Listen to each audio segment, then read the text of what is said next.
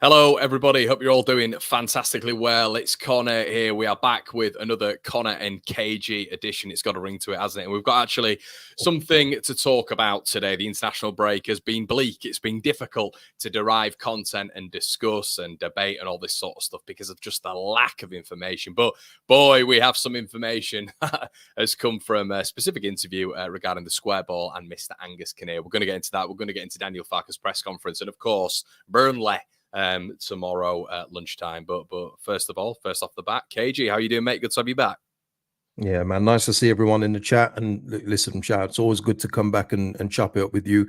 And like you say, we've got something to talk about, especially in light of Angus Kinnear's comments on this edition of the Square Ball podcast. Yeah, man. It's obviously, I guess, it's good to hammer straight into it, and everybody rack the likes up. You can check KG's channel out, link in the description below and the title as well.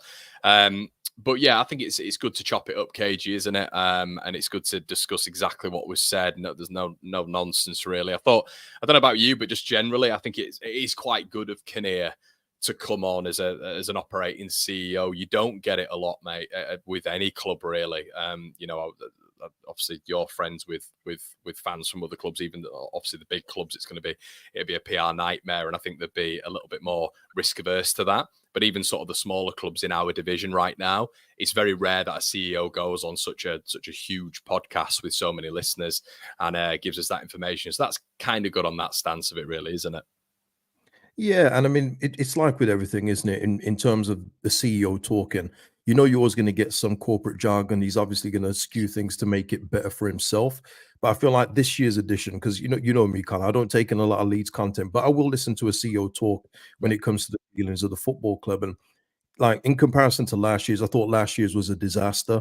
I think he was making up a lot of stuff. I mean, one that sticks out for me was we was looking at Jaden Anthony in July.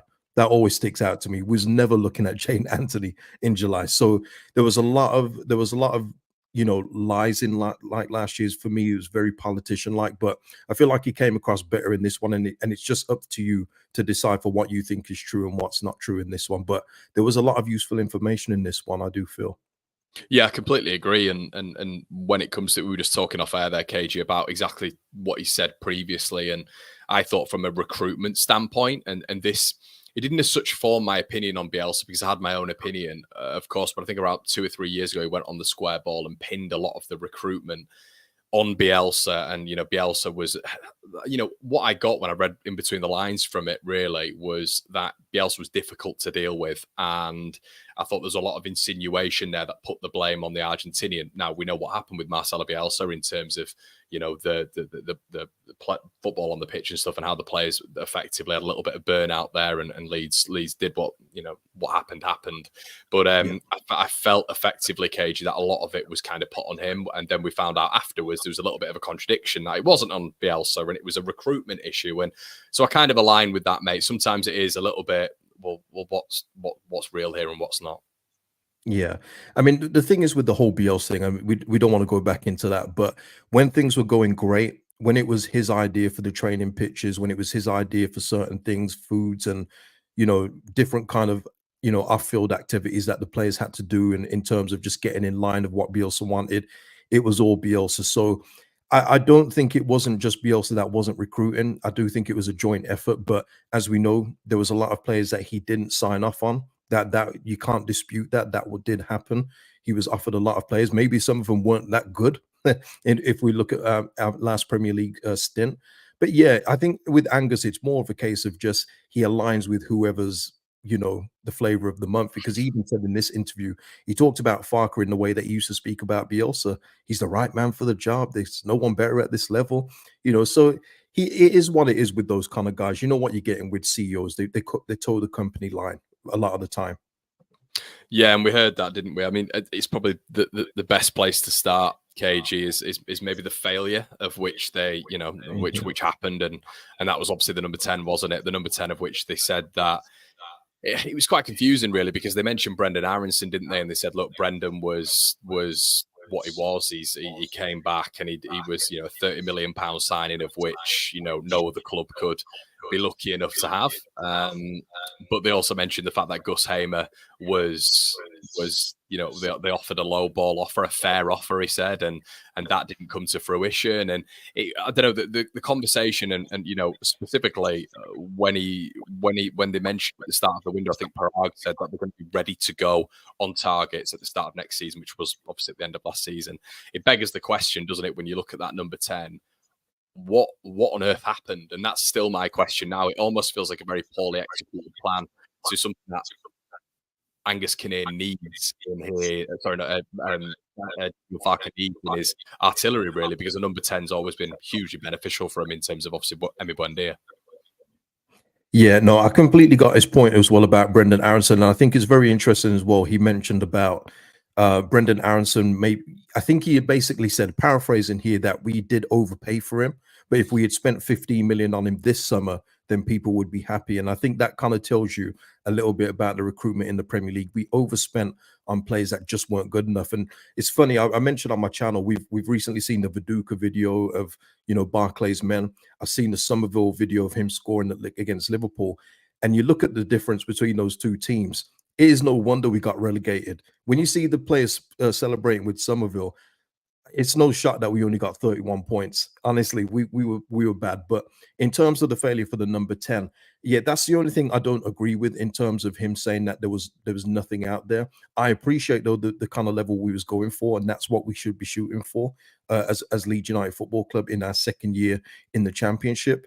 But to say there was not one that we could get, not even a gem, an unknown gem that we can make into the next 20 million pound player, I find that hard to believe. And maybe that's more on the scouting that haven't been able to identify that.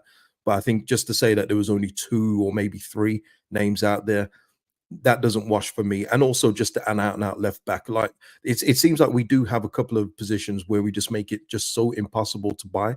Like this football club just makes so impossible to get, which is just not true when you look around the world of football. But look, he said in terms of that, it's going to be Gnonto Aronson, which we all kind of speculated that it would be once Rutt had left. And that's the way it's going to be going forward. And I did like how he did explain the Gus Hamer thing in terms of it was one bid and they said no. But this is what I was talking about when you low ball a team. If you low ball them, even though they had no intention of selling to Leeds, we started off on the wrong foot anyway. 13 million for a player that they paid 15 million pounds for to a divisional rival, a local rival in terms of Yorkshire. It was never going to happen. So we put them on the back foot straight away with Gus Hamer. Yeah, and I thought as well, when you look at it, mate, I think that the targets that we went for, I just think that when you're looking at that style of target, they mentioned Emi Buendia, of course, Aston Villa. It's a 40 million pound player, isn't it? And we're very aware of how potentially available he could be, because obviously he's not getting minutes at Aston Villa. But I don't know, does it feel like a little bit of wasted time, Leeds, going for that? I mean, we've spoken previously on these shows about going to the continent, scouring that, and he mentioned that there's not that many good number 10s. I mean, I still think there's a lot of good number 10s in this division. Elias Share, just off the top of my head there, that we could go and get for a reasonable price. But he was sort of saying that, it's extremely difficult to get number 10s, and the only real good number 10s in recent years have been Emi Buendia, and he mentioned Pablo Hernandez, of course. Do you think that's true? I'm not 100% sure on that one. No, I don't agree with that, and also I don't agree with Elias Chair. Never been on that train. Never. Not. The guy is nearly 27, and for me, if he was going to get out of this division and play at a high level, it would have happened by now. He's an inconsistent performer, and I do take into account he's at QPR. I completely get that, but there was other players. Eze was at QPR and he shone most weeks. Elias Chair, and also as well, never mind that. I don't know if he's off it yet, but I think he's going to prison next year unless he's won his appeal. So there is that. I don't see Daniel Farker bringing that into the football club, and I don't think he would stand for that. But that's what I like, though. If you're not going to get a Buendia, if you're not going to get a Gus Hamer, don't just go for a cheap option just because. I don't agree with just getting somebody in just because. Not when you've got a Gnonto, when you've got an Aronson in the building. You've also got Solomon, who can play in the 10 as well if needed. And Joel Piroe, he spoke about Joel Piroe as well in terms of fans being on his back when he plays in the 10. It's quite interesting in that, and I want to get your thought on it, because I know that Joel Piroe is a bit of a up and down subject for you, but Angus Kinnear himself said that if Piroe was played more in that position, that he would have scored over 20 last year. And listen, people can rewrite all they want, but in the first half of the season, sometimes Piroe was playing central mid. You know, he was way back in the play. He was hardly in the box. So I want to get your thoughts on that comment, what Angus made. Yeah, do I think he could have got 20 goals? I could. You know, you can envisage that. And do you know what, KG? If he got 20 goals last season, you can't argue with anything, really. You know, you can't argue with the fact that he's been a successful signing. He's sort of getting the very, very similar numbers to what he achieved at Swansea, which is sort of what we want. I think just the overall impact of Joel Piroe, the speed of play, which he seems to affect a little bit, just maybe a little bit of sluggishness. It just feels like he's not up to speed with the rest of the team. And I felt that a lot last season. It felt like a bit of a piece out of the puzzle for me. He just felt a piece out of the puzzle. And I even thought when Pat Bamford came in, there was a little bit of a rise in the team, just in terms of not Pat Bamford being a decent level, obviously. But, you know, just with us having a bit of a focal point, we don't need to get too much into that. But I just felt Piroe towards points of that season, KG was affecting us maybe a little bit more negatively than positively. Okay. Yeah, no, listen, I don't disagree with that. Even though I do think Piroe's a good player, I do, you know, there were games where he was anonymous at times, and it was quite odd in those games. He would actually finish the 90 minutes, which was really funny in some of those games. Whereas in other ones where he scored goals, he'd get, you know, taken off at like 70 minutes and stuff. But yeah, it was just an interesting point with him in saying that if he was played in a more natural position, that he would have scored over 20, which I thought was a good decent observation. Another interesting thing as well, because we've spoken about this before on both on individual channels and together, that he just put that Archie Gray thing to bed, and it was everything that we said. It was everything that we said in terms of Archie Gray. I remember the kerfuffle in the comments. It was like bedlam. Archie Gray, he's been forced out. He doesn't want to go. He's going against his will. Everyone was saying it, man. We stood on that podium, didn't we? Everyone was saying it. It was exactly how I said it. And this is the thing. When people say that you're talking rubbish or you don't know what you're talking about, KG, I was being paid by the 49ers for saying that. Yeah, I've seen your bank statements, man. I've seen the 49ers on there, but you know, but it's just crazy, isn't it? It was everything that we said. Archie Gray, the club don't put in an exit clause in the player's contract just for their benefit. It's the player and his representatives. And it was a case of, look, we would love to go up with Leeds. That would be the ideal thing. But if you don't get promoted, Archie Gray is going like this, and we cannot have him in the championship. And that's what we said. You know, I speak for myself. That's what I said. It was going to be a case of Archie is going to want Premier League football because he can see himself playing at that level, and he is that good. He's got the potential to be great. And Angus was saying, you know, he's had offers before from Real Madrid or people looking at him like Madrid, Bayern Munich.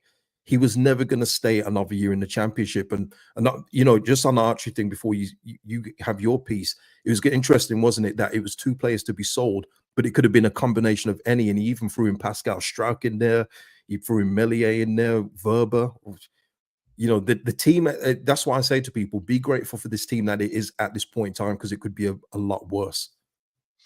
Yeah, 100%. I think, I concur with a lot of that, and I agree with it. I think with Archie, like we were saying at the time, you kind of stand on this hill because there's the barrage of sentiment which is coming your way, and I thought it was quite realistic with what Kinnear was saying. You know, you've got a shelf life in the Championship. You know, unfortunately, you can be whatever play, even when you've got ties to Leeds United. He mentioned Finlay Gorman, didn't he? But he had no ties in comparison to Archie Gray. So that was a much more difficult deal to you know, for him to remain at Leeds United, even with the outstanding talent that he was. Obviously, he went to Manchester City. But Archie Gray was really, really difficult because, you know, he's got high ambition.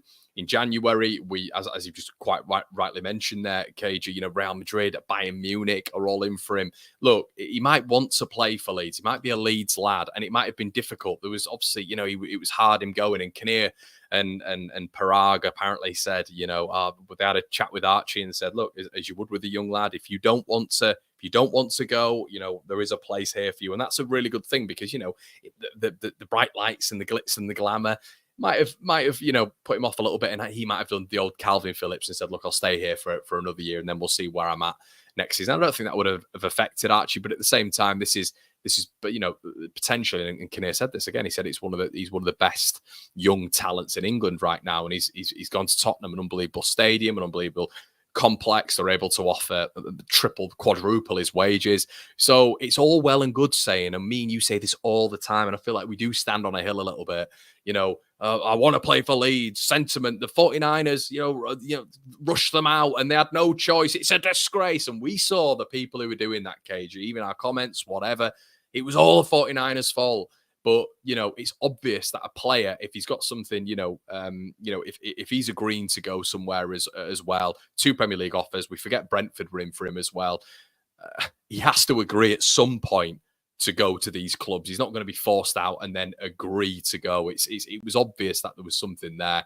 And Archie's at Tottenham right now. And look, I mean, the whole, if we want to go too deep into his upbringing, the kid's a Celtic fan. He grew up with Leeds, but he's a Celtic fan. So yeah, it's discussion there.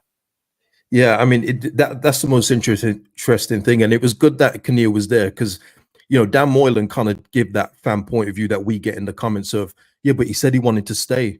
And then Angus says, yeah, but in the same interview, he says he can't wait to play under Ange and he's a big Celtic fan and wants to play for Spurs. And that's why I always try and get across to people. And I think, it did actually open a few people's eyes because I remember in the comments after, there was people saying, man, I guess there is no loyalty in football because some people really did think Archie Gray was going to be here probably until he's like 25 years old. And I think that deal maybe just opened their eyes up to say, wow, football is different now. A Leeds guy, Gray heritage, and the first sign of Premier League move, as it was for Brentford, he's out the door. He's agreeing terms. He's out the door. But look, Kinnear said that the contract for him at Tottenham is life changing, and fair play to him. But it was good that he ironed that one out. Another thing that he ironed out, what I said as well, and I know I said it on your channel, was the loan signings being difficult because they were wanting first team football, and when they're looking at the positions like Dan James and Willie Nanto, they're saying, well, I'm not going to play, so I'm not coming. 100%. Yeah. Why would that be the case? It's always, I think that's something we've struggled on really, KG. I think throughout this window, it's identifying where Leeds are going to be able to get certain additions, and I guess even boiling all the way down to Callum O'Hare, of which everybody was speaking about this, that I thought that would have come up, to be honest with you, because there were strong rumours around Callum O'Hare potentially being an option for Leeds United for a few months, really, by decent sources, if you're to believe Telegraph, Express, whatever. But Callum O'Hare was apparently a target for Leeds United, and it's one of those things as well. If you've still got William Yonto in the side, if you've got Dan James at the time, if you've got Brendan Harrison, Joel Piroe, Patrick Bamford, whatever, you've got all these players in those, in that attacking four going forward. If you Callum O'Hare, you're looking at it and you're thinking, well, Sheffield United really haven't got anyone in that central attacking midfield space. We know Hamer can be moved around a little bit. We've already seen him on the left this season. That's probably going to be where viably I'm going to be able to get more game time. And I guess, KG, that's backed up with what we've seen with Raksaki as well over the last week, where he's commented and essentially said, I spoke to Chris Wilder and it was all over for me. Well, no, that definitely wasn't the case, Jesseron. What's happened is you've seen the fact that Leeds are not going to be able to give you game time, because he already said in the interview, didn't he? He went, "Oh, Leeds are a big club, or that big club were in for me, or whatever." But Leeds weren't able to give him that game time, whereas Sheffield United were. Yeah, and Stuart here in the comments there is exactly right, and this is where you have to accept, and like Angus said, it's ugly when you're in the championship, and like you said, if we don't get promoted this year, it's going to get uglier. And I think I don't even want to think about that, but I prepare people for it, because the players that you think aren't good enough right now, they won't be here next year. We just won't be able to keep them, and that goes with Ampadu, that goes with a Strauch. He definitely won't be here, by the way, Strauch. I think, because I've been speaking about Strauch recently. I don't want to veer off it too much, but Strauch, if we remember when his stock went down, Club Brugge came in for him, if you remember. But at one point, he was being linked to being Van Dijk's new partner. I'm not saying he's gone back up to those levels, but if he continues in this vein with his age and just his profile now, his body stature, I can see him going back up to the Prem if we don't get promoted. So it's one of these things where we still have valuable players, but like Rutter, like Somerville, they both wanted to go. Jorginho, they thought there was a chance because of the 40 million, and it's a brilliant price. And this is something I said, I didn't want to lose Jorginho. Let me make that clear. But getting 40 million pounds for a player that's had one good year in the Championship is something only this club can do. Because if you think of Leicester, when they sold Maddison, Barnes, they were established Premier League players. Jorginho has had one good year, and that's what the Leeds rub can give you. When you perform well at this football club, man, there's extra on it, man. There's extra cheese on it. So we actually got that. Unfortunately for us, Rutter left. We didn't get a replacement, but between Nanto, I mean, we've seen Nanto as well for us and Italy under 21s. He's finding his groove in that 10 role. So I think we're going to get something different than Jorginho, but I think we'll be okay. It would have been nice because as we see now with Dan James being out, we actually don't have an out-and-out right-hand side player. So there's going to be makeshifts somewhere, whether that's Aronson inverting from the right, whether it's Ramazani, Solomon, whoever it is. So there is a gap, but this is what we've got. We've got to do it going forward. And we've got more than a strong enough squad, which Angus Kinnear reaffirmed many times during the interview as well. Yeah, I want to get your thoughts on that and everyone's thoughts in the chat. That was going to be my next point. It feels, you know, when he was sort of challenged about, you know, is this? I thought it was quite cleverly framed by Dan Moylan, because he said, you know, is the squad good enough for top two? And he kind of said, he then his phraseology after that was, well, it's good enough for promotion. And I was like, okay, well, obviously you've got to take into account, you know, the playoffs, but, you know, there's a reason Dan Moylan asked if it's good enough for top two. A, because we're good enough, 100%, but B, as well, because as we know, KG, this club doesn't fare well in the playoffs. So yeah, I think once again, another little bit about the playoffs. It's interesting, obviously, how you share the revenue and you know, it's £1 million, I think he said, per game when you're on Sky TV, which of course I get the fan discontent with Sky TV and moving fixtures around, but it's a massive income stream for the club as well, of course. But yeah, I just found it really interesting, you know, how those points were sort of tickled on. Yeah, and I found it interesting as well, because I don't know if you say it or not, but when I say that we failed last year, I get a bit of pushback with that, because you always get the 90 points thrown in your face, but Angus Kinnear himself said we failed. It's either you get promoted or you don't. And on that point, we failed. So even your own club officials are saying that the club haven't achieved the target, which was promotion, which was obvious anyway. I don't know how anyone thought that last year wasn't a year for promotion when you're spending 16 on Piroe, you're spending 1 million on a loan fee for Jed Spence, who you then return. There was enough investment in that team, and the quality of the player that we've sold. We raised the most in Europe, I think, in terms of player sales. That shows you that we should have been promoted last year. So something went wrong, and I'm glad they did, you know, address the collapse after Easter and everything else like that. If they're looking into things, he didn't give too much detail on that, but it was pretty obvious. But and also as well, Dan did a great job as well with saying about the 90 points. You know, that's all well and good, but the season we played, it wasn't good enough. So, you know, you can only play the season that you're doing. And I thought that was pretty good, well controlled by the square ball guys as well. Yeah, definitely. I mean, it feels like they're happy with Farke, but I love having these sort of interviews with the club, because it just gives you a little bit, you can read between the lines a little bit, and, you know, he's not going to say everything, but you can, you know, I look into body language a little bit as well. And he felt very comfortable when he was talking about Daniel Farke, as you quite rightly mentioned. It seemed quite similar to Bielsa in terms of the confidence that they had in him and have in him. But it does feel as well, with just some of the phraseology and as we mentioned, KG, that the pressure is well and truly on for the season. And it's good, as we've quite rightly mentioned. I think it's good that the club recognise that as well. Yeah, it absolutely is. And listen, Angus Kinnear has echoed something else I've said, which I don't know if he's been listening to me, but the league is weaker on paper this year, big time. The teams that have come down are nowhere near the Leicester quality or Southampton quality as a team anyway. They're not even close. Sheffield United have recruited very well. Burnley will always be Burnley, so we know there's going to be threats there. But overall, you should be looking at us with our current team the way it is to be one of the two favourites. Absolutely. And yeah, in terms of the pressure, they know that this is it. If we don't go up this year, the parachute payments get reduced for our third and final year next year. And you see the Nanto, even though we signed a new deal, there's no exit clause. There will be a gentleman agreement to say, Willie, we've rejected bids, which he confirmed in the video as well. We do not expect you to play a third year in a row in the championship. We don't expect that from you. So I would hope that the fans have got common sense with that in saying, oh, but they said there's no exit clause. Yeah, but you got to be realistic. Willie Nanto shouldn't be in this division either. So the fact that we've got him is a testament to the club that they're able to tie him down to a club with no exit clause. I think that was a really good bit of business. But we will look so different next season if we don't go up.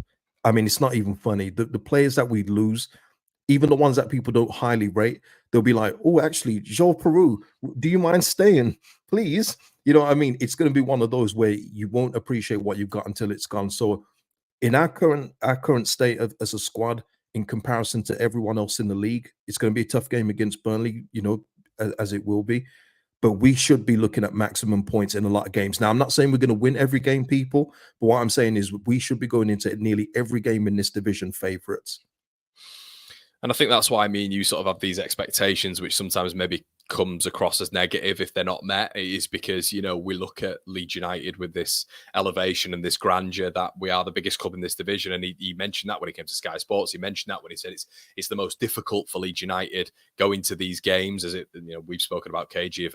If Luton go to Norwich aren't going to be playing at a level that they would do against Leeds United. You know, they're not going to be selling out of ground that they would against Leeds United. It's just not going to happen. So the expectation is huge on this club, and that's why we should have that expectation as well, for us to be, you know, recruiting in the right way, which should then, you know, effectively put better players on the pitch, and then for Leeds United to win games. And I think that's how it should be done. And I'm sort of satisfied with this window. It was interesting how he said a B plus, and I think that's kind of a B plus, yeah, maybe a B minus. I'm not sure. The players gone, and the recruitment that we you know took part in, I think it was decent. I think I can't get away from the whole thing of we're ready to go. You know, at the beginning of the transfer window from Prague, that was the message from the club. We're going to be ready to go, and we knew as far back as January, Daniel Farke was interested in the number 10. So I do see that as a bit of a failure for over a 2 to 3 month period. Leeds not getting something in and something over the line. It felt like the two main targets really were, as we just mentioned, were Emi Buendia and Gus Hamer, and everyone else was sort of going by the wayside really. So I do see that as a failure. I mean, overall, KG, are you sort of satisfied with the window, and are you sort of aligning with Kinnear's thoughts there of it being a B plus window? No, not a B plus. I gave mine a 5.5 out of 10. I think it was either 5 or 5.5. But my rating goes on a whole different, you know, myriad of factors though, because I feel like we could have got money for Elan Meslier and upgraded him pretty easily. And then you can put that money into getting a Gus Hamer, you know, not having to low ball Sheffield United. I feel like you could have, you know, done that. I feel like we need competition up front for Joseph. I don't think that's satisfactory. And there was no murmurs about moving out the current number 9 for me. So that always brings the rating down straight away. And that will always be the case as long as he's here. KG, did I also hear during that we had maybe a 10 plus million offer for Elan Meslier as well, because they said they rejected 5 bids of 10 plus million. Yeah, I mean, well, they were apparently looking for near 20, which is, if we got near 20 for Meslier, man, I'm snapping off their hands and saying well done to the 49ers, because that's tremendous business. But there was a few, wasn't there, though? There was Strauch, I think you mentioned Strauch. There was an offer for him. Yeah. There was a few others. I can't remember all the names, but that's what I'm saying. That the squad it was probably players like Ampadu, wasn't it? It's probably players like Ampadu. Yeah, Ampadu as well. He did mention him there. That does not surprise me in the slightest. But in terms of the window, I think for where we are in this division and how this division is, the squad is fine. Now, people will say your rating's low, so why would you expect promotion? Because now it's on coaching. Now it's on to the coach to get the best out of the tools that he's got, which is still a very good toolbox. Even with Dan James off the list this weekend, you still got options on that bench that can affect it. However your starting 11 is for tomorrow's game, there is more than enough to get promoted. There was last season. There is this season, even with all the departures that we've had. The additions that we've brought in probably give us overall better, more balance in the team, and there's still quality there, but there is more than enough to get promoted. So it is on Daniel Farke to get that job done. I think so. I mean, you mentioned that last season about whose fault it was, and I can understand. I understand. Look, it's a club failure, isn't it? I think the recruitment was it on was it on a certain level of what we needed? I personally think it was. Was there a development from the manager because of what we saw with Rutter and Somerville? I think so to an extent, and you've got to give him that credit. However, I think those two dropping down a division like we've seen with Firpo and Dan James has ultimately hugely aided them, even though Rutter and Somerville have got a lot higher ceilings, of course, and ability in general. Just to say as well, another thing that I said that it reiterated in this interview was that a lot of our play came through two players. He did then mention three, but he said Somerville and Jorginho. Once again, when I said that, people said I was talking rubbish. Angus Kinnear himself said that again. So there you go. I don't understand how people could say that you were talking rubbish with that, and that is because I was saying the same thing, and I'm trying to preserve my ego here. No, I genuinely thought like the build-up play was just so obvious last season, KG. Obviously, we saw Rutter essentially turn into a DM, didn't we? Multiple times and drag the ball up the pitch.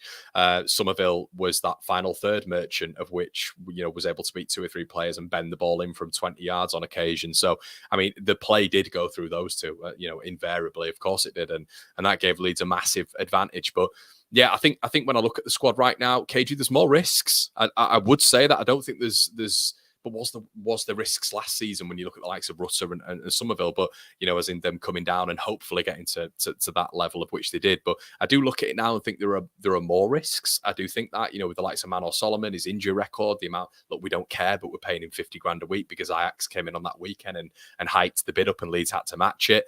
Ramazani, looked excellent, but we will wait and see. 11 million euros, but we will wait and see. I think Kinnear even said he's got 5 to 6 goals on average per season, but they see his trajectory as 14, 15 goals per season, which is great, but there are risks in there this season. You look at Brendan Harrison, a risk, of course it is.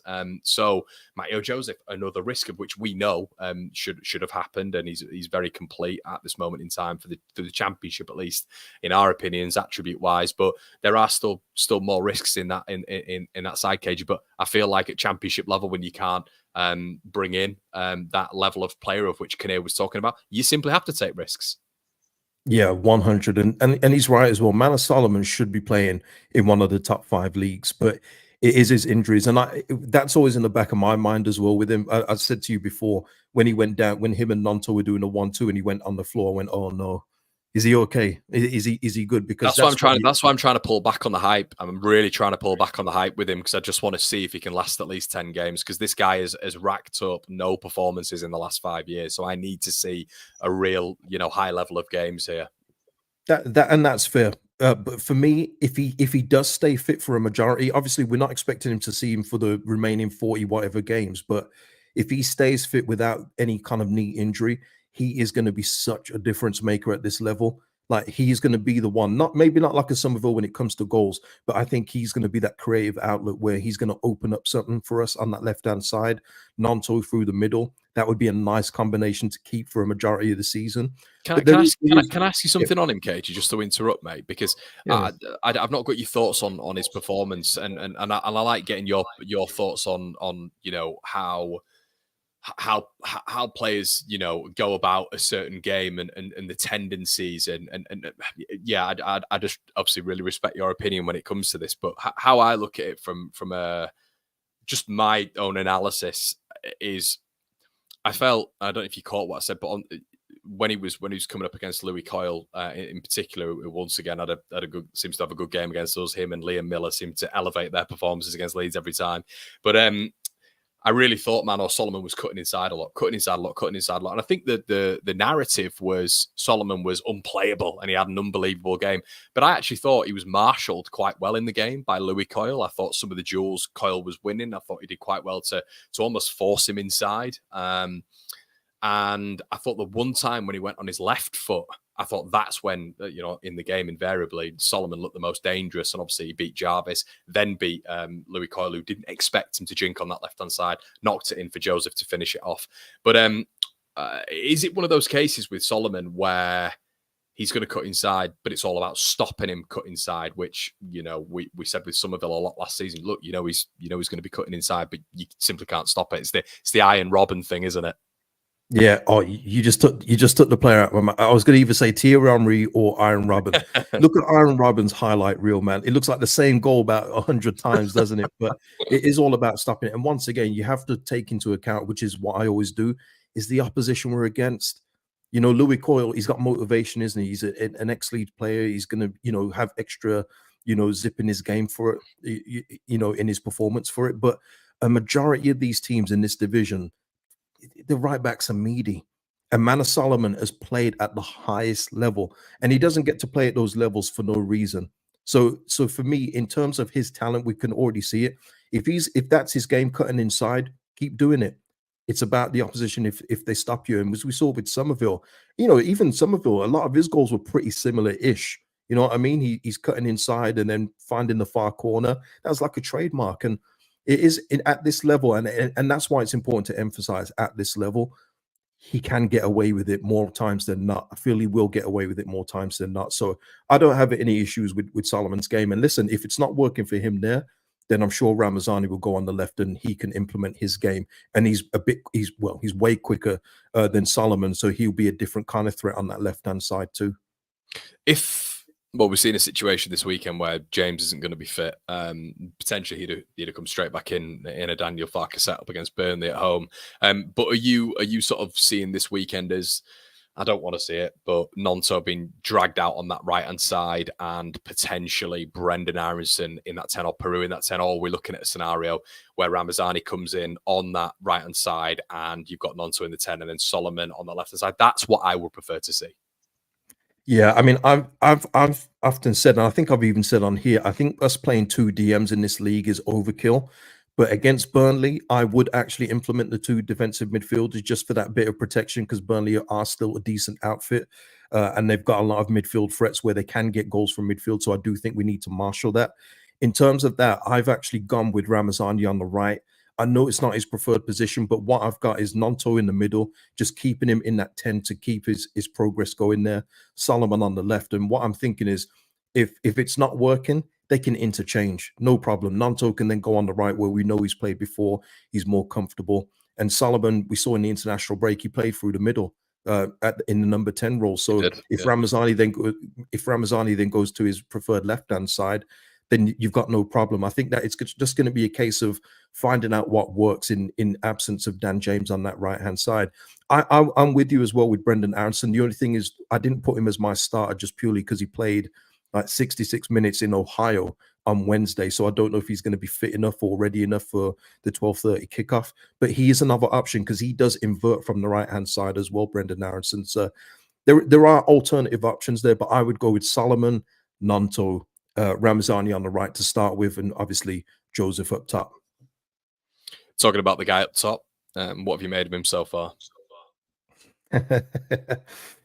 Yeah, it's one of these things, isn't it, where you just know when it comes to a player, there's something that you see in him, and you just go, if he gets more game time, I feel like he's going to make a difference, and he's done that. You know, you look at apart from the last game where he came on for Spain under 21s for like the last 30 minutes, he was still an impact player. But before that one, he had a goal involvement in nearly every game, since the West Bromwich one, after the West Bromwich one, I should say. So he's doing what he should be doing. He's progressing with each game. He's looking more comfortable as the game goes on. You can see he's getting more confident because when the ball's not played to him, sometimes he's saying, no, play it now, because he can run off the shoulder. So no problem. And the more game time he gets, the more we're going to get out of him. I think he's going to hit a good, healthy goal total this season. I want to know what you think are his attributes which may convince a non-believer of Mateo Joseph, because I feel myself having to, even in the low points, I mean, you've spoken about it pre-season, you got to stick with him. Like everyone's stuck with Archie Gray because of the name, but obviously because of the ability, everyone's stuck with him. He had poor games against Liam Miller, against Jack Clark.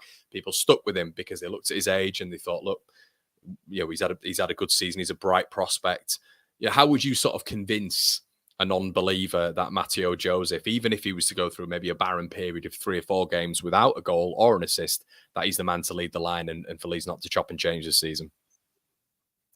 I don't know how you can convince them. I'll be real with you, because we already kind of saw it after the West Brom game. There's people calling for the other striker to come in, and then he needs to be injured anyway, so it didn't really matter.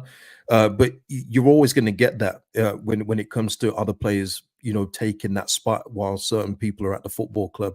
They're always going to pine for what they're familiar with and what they know. When you just look at Joseph's game, his speed, his strength, his hold-up play, his ability to link it and then catch up with the play, which is another thing as well. Getting into the good areas to get on the end of chances, those are his strengths.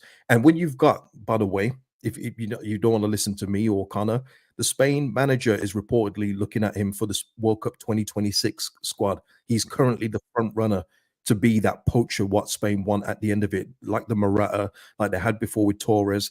He's on the trajectory, and if he just keeps on putting in that work, crazy man, crazy.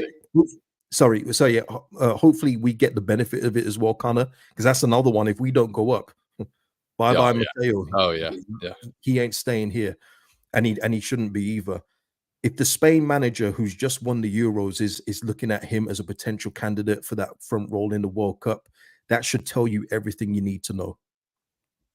And is it the fact, KG, that, I mean, Luke B has just said here that Joseph main man this year, come back from preseason a little bit bigger, looks like he knows it's his season to break out, looks different to the latter of last season, in my opinion. I agree with you, Luke, and I think it physically, his back's in a triangle. He is completely developed on last season.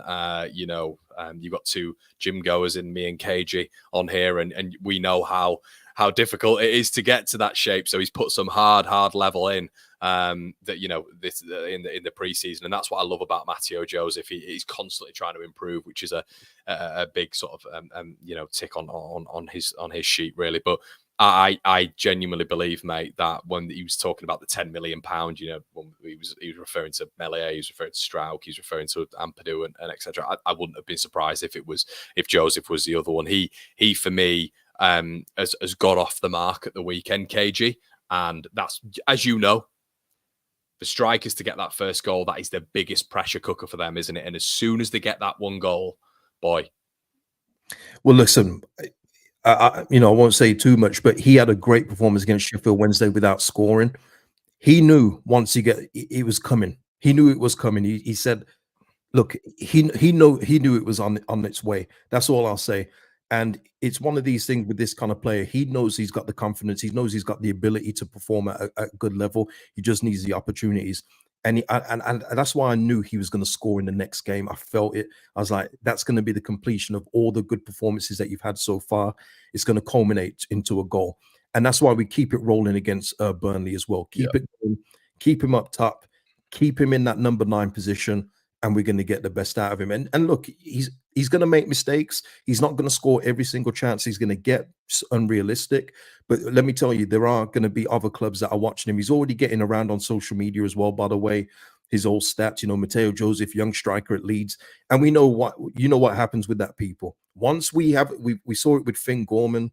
We've seen it with Harry Gray now. He's being linked with Spurs in all that. Archie Gray last season, Somerville. Whenever we get a player that is in the spotlight on social media and everywhere else, scouts will be aware of him. If he performs, if we don't do what we're supposed to, we're not going to see that player next summer. We're just not. Yeah, completely agree. Did you, when you look at Joseph and you look at the sort of the trajectory of him right now, do you think it's one of those things where we're talking about Solomon, we're talking about Ramazani, we're talking about Aronson, etc., players that have balanced the squad out this season and definitely improved the squad potentially, according to some people, and Solomon might even get better numbers than Somerville, might see more from Ramazani than we did Rutter. Who knows? That's the beauty of bringing these players in. You're not 100% sure. With that comes risk, of course. But does it feel like now, KG, we talk about the balance, but what we're not focusing on is Mateo Joseph up top. Last season, we didn't have a number 9, in my opinion. Pat Bamford came in and out, or the other striker, as we will also coin him on this channel now from now onwards. But yeah, the other striker was in and out, 2.5 million quid per year, by the way, and it's an injury or it's poor form, blah, blah, blah. And then you've got Joel Piroe, obviously, who's in the 10. sometimes in the number 9. They couldn't quite get it right with him and Rutter, in my opinion.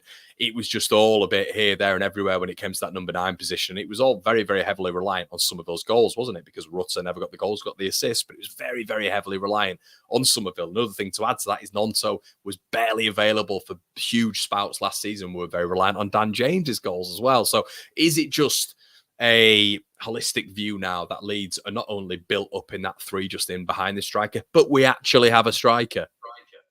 Yeah, absolutely. That, of course, it helps. You've already seen the way that he links play. It's not one of these where he just holds up the ball and then watches it to see what other people are doing. No, he's busting a gut to get in the box and getting on the end of it as well. He's almost not complete because he's still very young, but he's a more rounded number 9 than what we've had in quite a long time. And when you look at him, he's also going to draw people into the play. He likes to drop deep if he's not getting service as well, which we do need to improve on, by the way.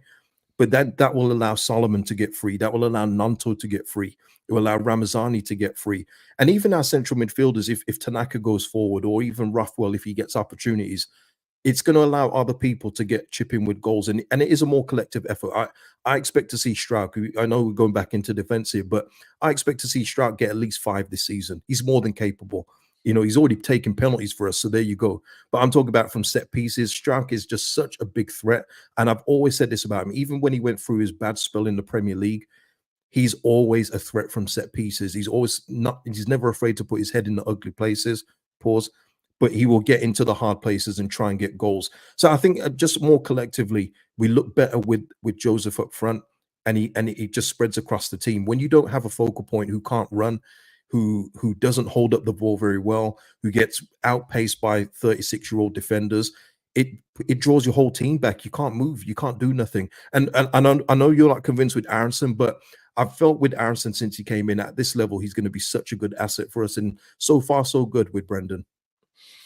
Yeah, I'm sort of happy you mentioned him, KG, because you are right. You know, I think we have our players who we're not sure on, but we know form can change that. And the step down, as we mentioned with Firpo and James, and ultimately as well, Somerville and Rutter, is going to aid these individuals. And I think I've not been convinced on Brendan at all. I actually definitely said in the Premier League as well, physically, he's going to really struggle in the Championship. If he was, and that was when we got relegated, I just wasn't convinced that he was going to be able to keep up with it. But what I have seen this season is a lot of the same tendencies: head down, running with the ball, head down. Maybe a lack of composure at certain points as well. Weight of pass not ideal.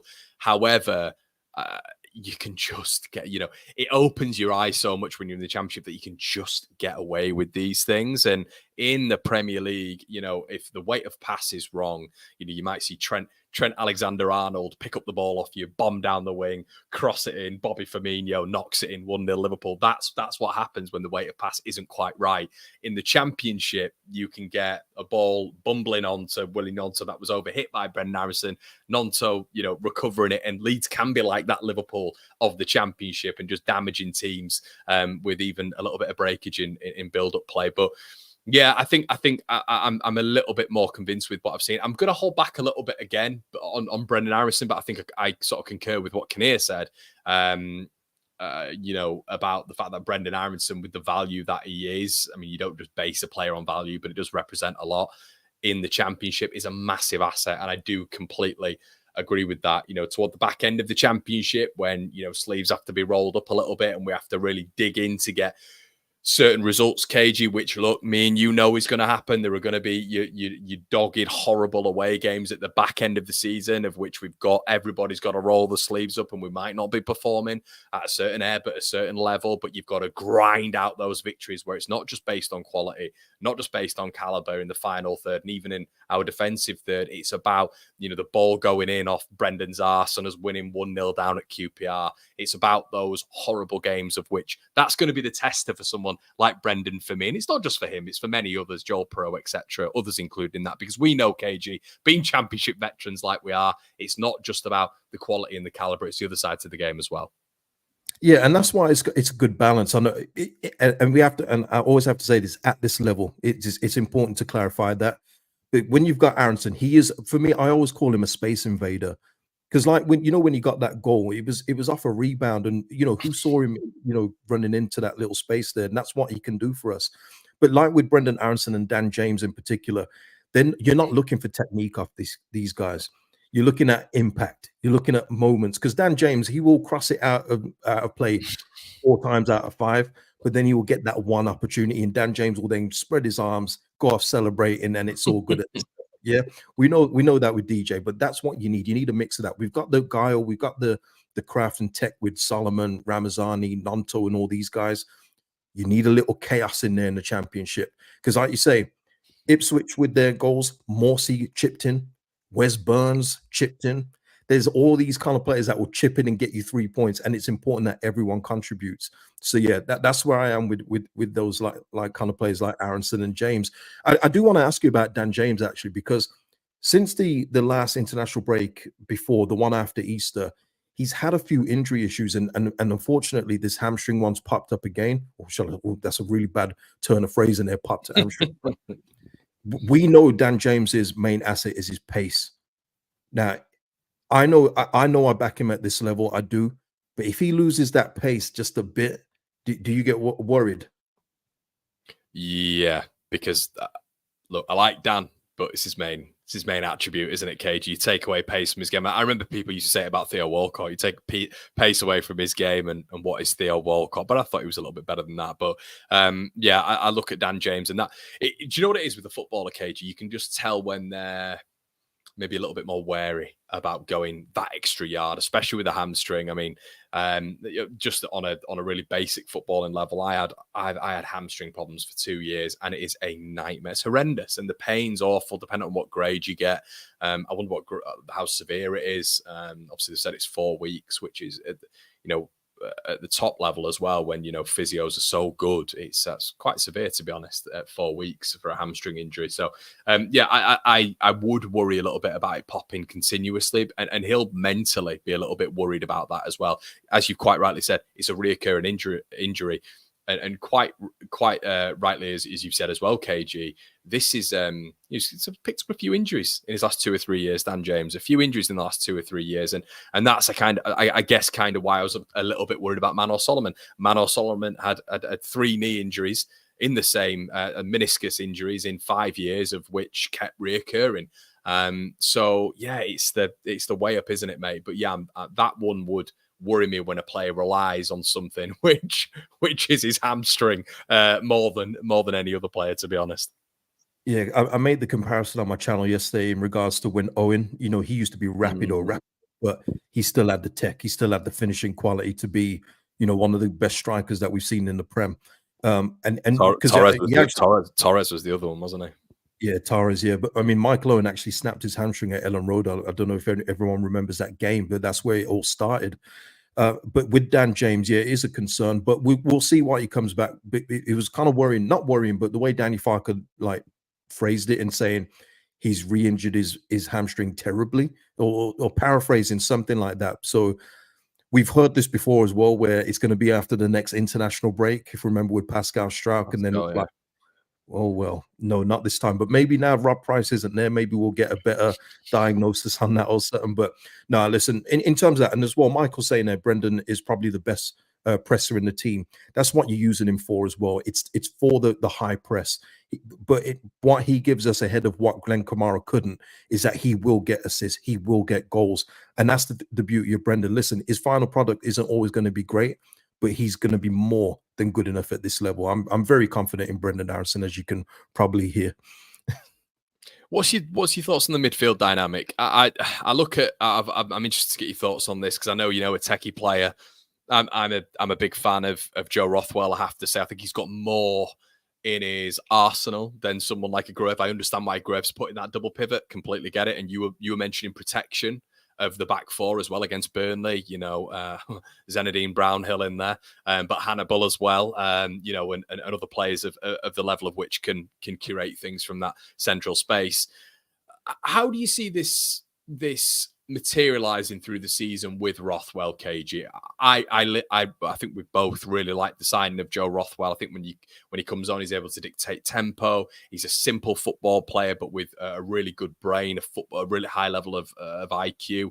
I feel like he's experiencing something very similar to what he experienced maybe at Southampton, where he wasn't utilised enough, which harmed his career. We brought these players in post Joe Rothwell, and I do wonder whether or not he's sitting there now and thinking, I didn't quite make the right move again. I wonder what Bournemouth are thinking, Jayden Anthony and now Joe Rothwell. I don't think either was brought in just for depth, but it is what it is. And I wanted to get your thoughts on Al Tanaka as well.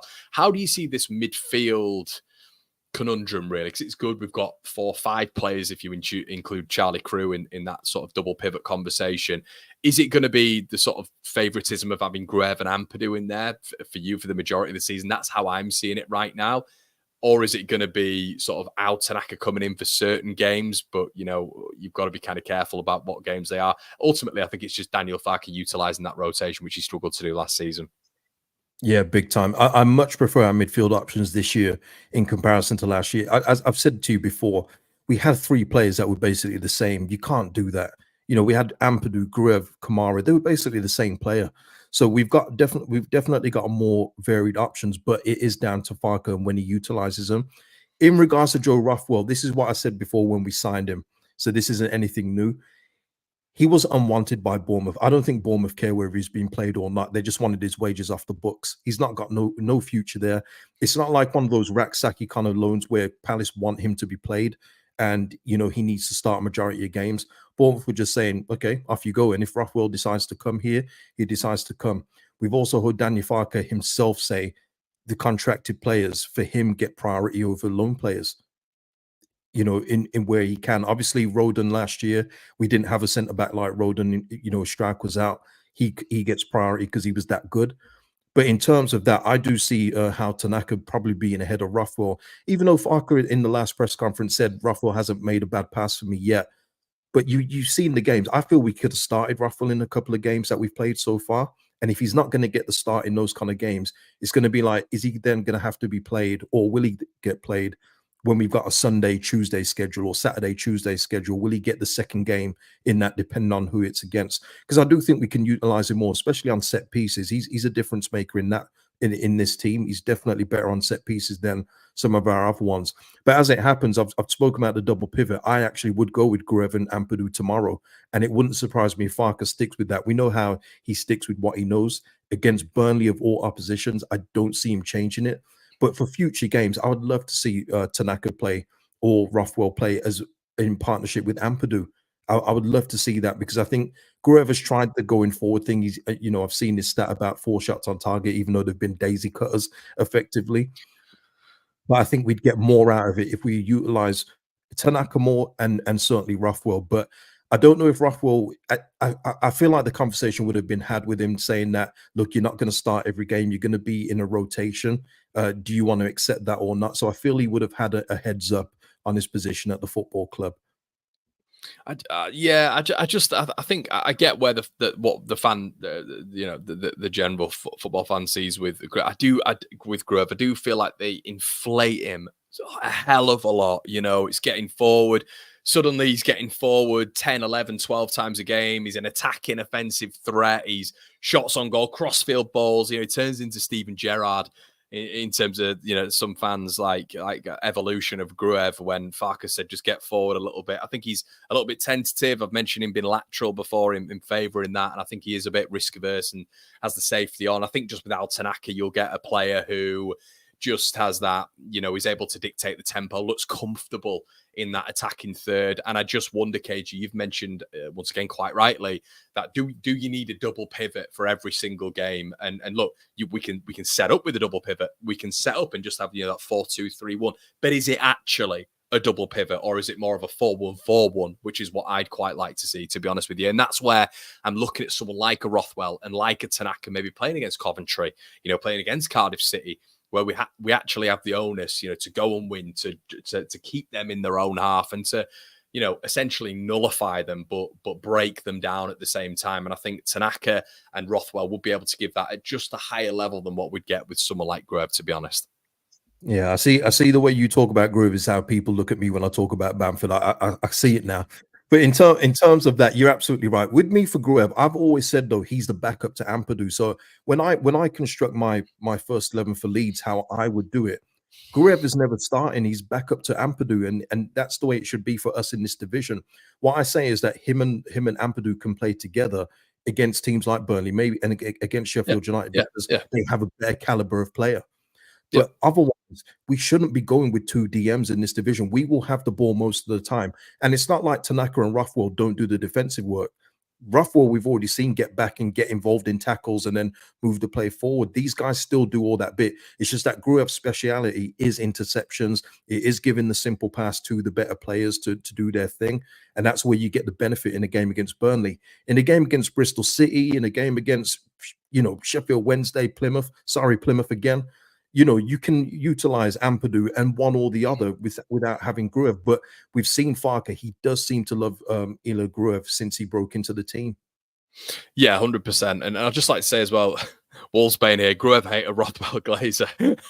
And what I'd like to say, Wolfsbane, with that, what I would say, mate, is come forward and let me know exactly why Gruev should be starting ahead of Rothwell and Tanaka week in, week out. That's what I want to know from you, my friend. But yeah, I think from a defensive point of view, he gives you a lot. Of course, he's combative. I think he's got 5 clean sheets now because Bulgaria kept a clean sheet against Belarus and Northern Ireland. So I guess that's good for him as well. 5 clean sheets on the bounce. But yeah, overall, I think, as we've discussed on here, Leeds should be an offensive team at this level, and we should be going for the jugular.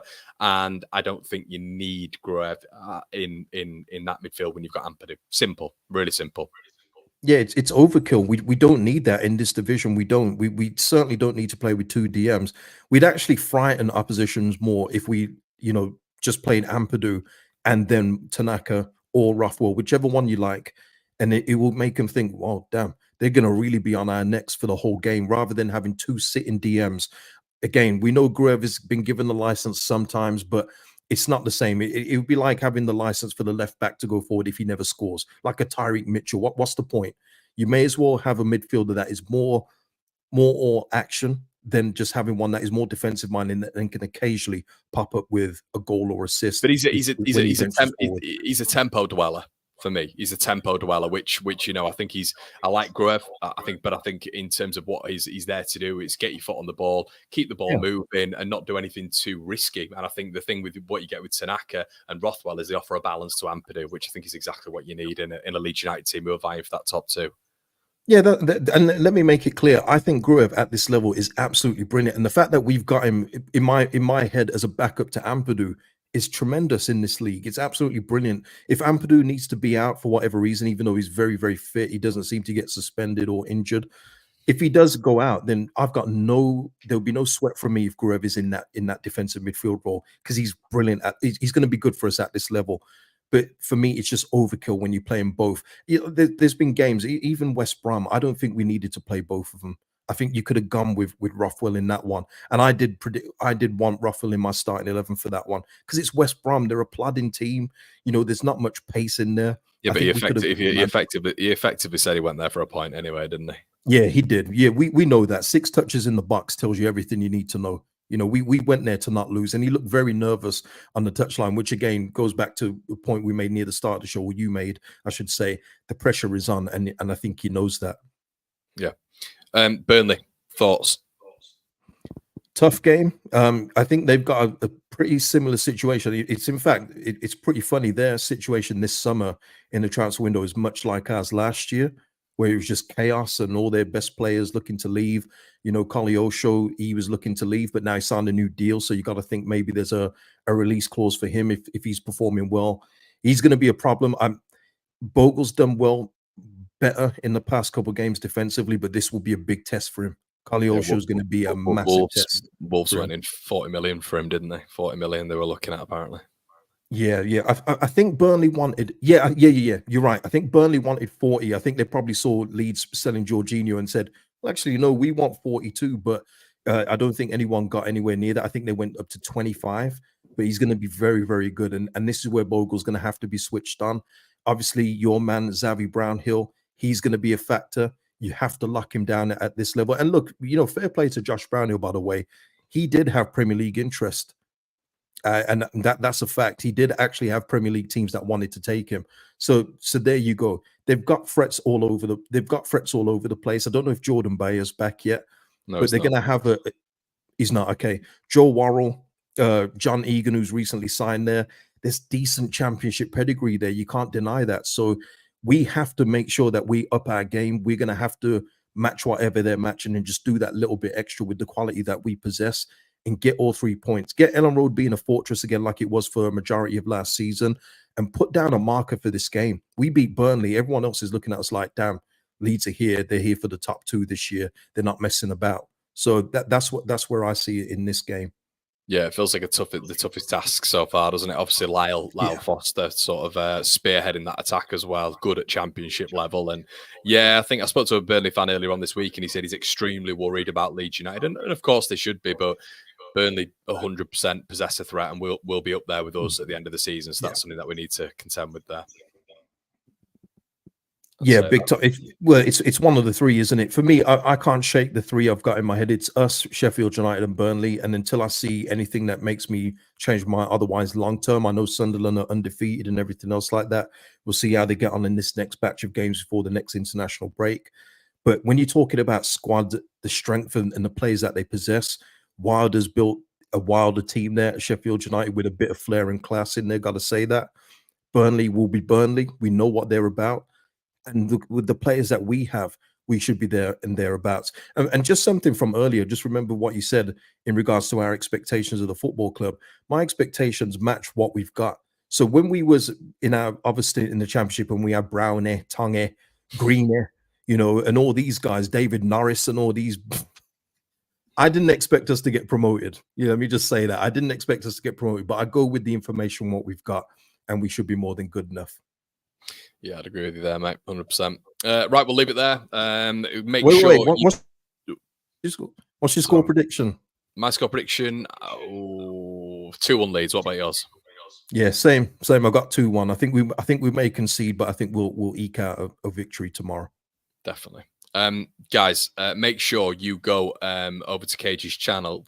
His name of the channel is in the title of this video. Make sure you'll get there's a hyperlink up there. You'll click on that and you'll go straight to his channel. Make sure you subscribe. It's great getting Cagey back on the channel. I know you guys love it when me and him chop up what's going on at Leeds United. It's always a very, very informative chat, of which I love doing with him as well.